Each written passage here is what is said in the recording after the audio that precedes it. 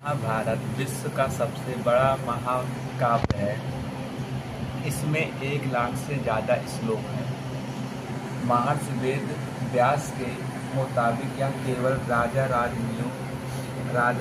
रानियों की कहानी नहीं, बल्कि धर्म, अर्थ, काम और मोक्ष की कथा है।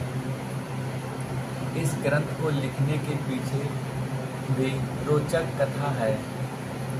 कहा जाता है कि ब्रह्मा ने स्वप्न में महर्षि व्यास को महाभारत लिखने की प्रेरणा दी थी।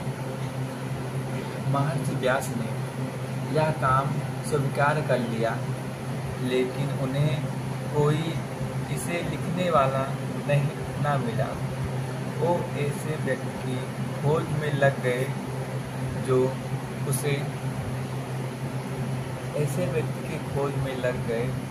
जो लिख सके।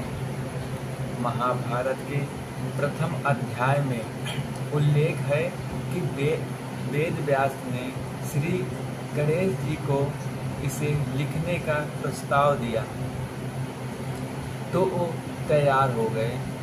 उन्होंने लिखने से पहले शर्त रखी कि महर्षि कथा लिखवाते समय एक पल के लिए भी नहीं रुकेंगे। इस शर्त को मानते हुए महर्षि ने भी एक शर्त रख दी कि गणेश भी एक वाक्य को बिना समझे नहीं लिखेंगे। इस तरह गणेश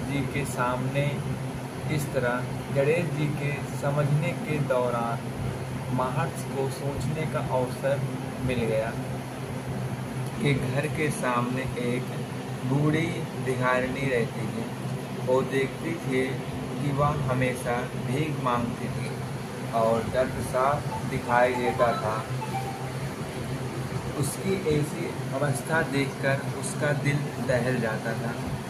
भिखारिनी से मेरी हालत कितनी अच्छी है यह सोचकर वो स्वयं शर्म महसूस करते थे। उन्होंने यह देखकर बहुत कष्ट होता है कि उसे 2 समय की रोटी भी नसीब नहीं होती। बरसात, तूफान, कड़ी धूप और ठंड से वह अपनी रक्षा नहीं कर पाती। यदि हमारे समाज में एक भी व्यक्ति ऐसा है कि वह अपनी अवस्था को पूरा नहीं कर सकता, तो मुझे सुखी जीवन जीने का क्या अधिकार है। और उन्होंने ठान लिया कि केवल सोचने से कुछ नहीं होगा, कोई ठोस कदम उठाना ही होगा। सुभाष के घर से उसके कॉलेज की दूरी 3 किलोमीटर थी। जो पैसे उन्हें खर्चे के लिए मिलते थे, उन्होंने उसका बस किराया भी शामिल था। उस बुढ़िया की मदद हो सके इसीलिए वह पैदल कॉलेज जाने लगे और किराए के बचाए हुए पैसे वह बुढ़िया को देने लगे।